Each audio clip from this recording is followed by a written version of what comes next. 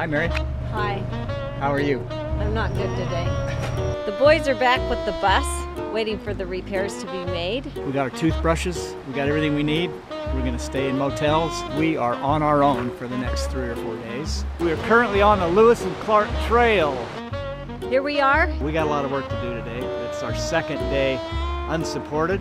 The scenery is absolutely spectacular. The views are gorgeous. The road's rough. We're definitely in Montana.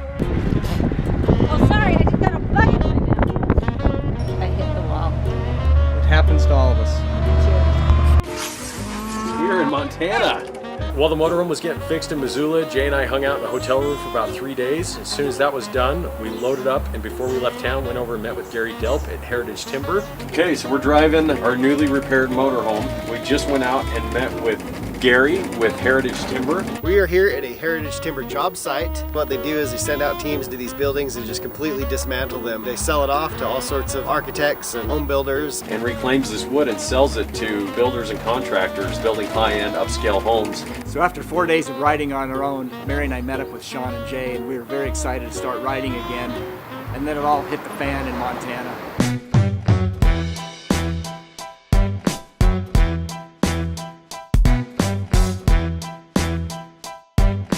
I didn't think I'd be so happy not to be riding until I saw what Mike was actually riding through. It looked miserable. I'm sure Montana is very beautiful, but we really didn't see that much of it because we had rain, hail several times, and snow. It was very difficult to stay on the road. We need some dry gloves.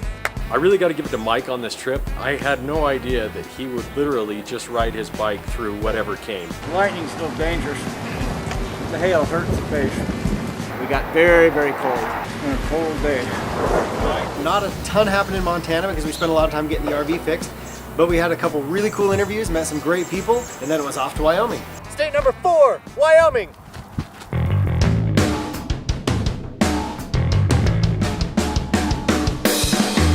Straight into Jackson Hole. We said, well, let's go into Jackson and meet some really cool entrepreneurs. And we met with Jackson Hole Buffalo Company and with Steo Brands. Jackson Hole Buffalo Company was awesome. Dan and Suzanne built a phenomenal company. They actually harvest game meats and process them into steaks, sausages, jerkies, those types of things. They ship meat, jerky all over the world.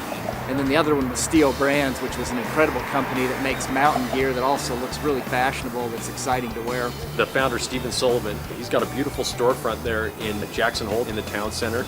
We were really excited to meet him. It's the middle of June, and here's the thing about biking across the country in the summer, is when you get up to almost 10,000 feet elevation, June doesn't feel like June. Morning, boys and girls. I'm fixing my brakes. I have found that brakes are an important part to cycling, because if you can't stop, you die. And I don't want to die. Today's the highest we've been on this tour in 2.5 weeks. We're at 9,600.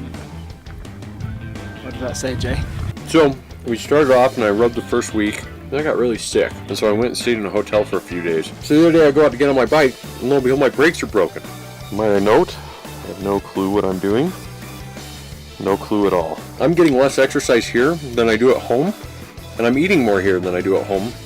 And so I'm going to come back and have to tell all my family and friends that I did a cross-country journey, but I'm in worse shape than I was when I left, and I'm heavier than I was when I left. I think the only solution is just to keep eating. Do we have any chips in here? It was a great climb of about 20 miles. We climbed over 3,000 feet, and I'm ready to descend down to the town of Du Bois. We're in Du Bois, Wyoming, and I'm wearing a yak. I'm Joe Brando. Welcome to Absaroka Western Designs and Tannery in Du Bois, Wyoming. We dab in a lot of different things, from building you a lodgepole bed, to the buffalo hide that goes on it, to the drum you want to beat at night in your teepee that I made for you. A hunter would want to shoot an elk or a deer or a moose. They just want the hide tan. So they would send it to us. We tan it, send it back. So we've tanned hides for people in all 50 states. Our motto, we tan from mice to moose. We are in Lander, Wyoming. We just went in and met with Jason Kinsler with Pitch Engine. This guy built a tech firm in the small town of Lander, Wyoming, and did it without any venture or angel money whatsoever. He's got currently about 60,000 brands. He's got big brands like Budweiser, Walmart, Chipotle, all based out of Lander, Wyoming. Pretty cool stuff. Knock, knock. I'm lost in a really awesome old bookstore. Hey, does anyone know where I can get some books around here? I feel like this is the type of place where I think one of these books is gonna jump out at me and like change my life forever. Either that or Slimer's gonna jump out any minute from Ghostbusters. People will go miles to a good bookstore. So Polly and Linda moved from Denver to Sweetwater Station, Wyoming to start Mad Dog and the Pilgrim Booksellers. They sell really old and really rare books, and people come from all over. We have more walk-in customers here than I ever had in Denver. They were really fun to talk to. They had some amazing stories. Have you ever been handcuffed? It is It hurts. horrible. And the other one's got a gun. And I said, no, she doesn't. It's her feather It duster. was my feather duster. In addition to selling books, they do a couple of other things to bring in income. And we sell eggs, county famous eggs. And then we sell wool from our sheep. You know, we had a fabulous ride. Sean and I and Jay started off today. Good morning. We are in Muddy Gap, Wyoming. Where the is Muddy Gap? That's it, right there behind me. That's the entire town, Muddy Gap, Wyoming. I'm in hell! Mike has a problem this evening. In the last few days, I've lost about 6 pounds, and the biggest challenge on these long rides is trying not to lose weight. And you come home after the ride, and you're just not very hungry, but you have to eat anyway. I, on the other hand, have gained 15 pounds. I am not hungry at all, but I've got a 100-mile ride tomorrow. And if we don't get the calories in him, he's going to bonk. This is a Big Bopper ice cream sandwich that Sean bought for his So we put Sean's Big Bopper in the blender. We have a couple scoops of protein in, as well as a banana.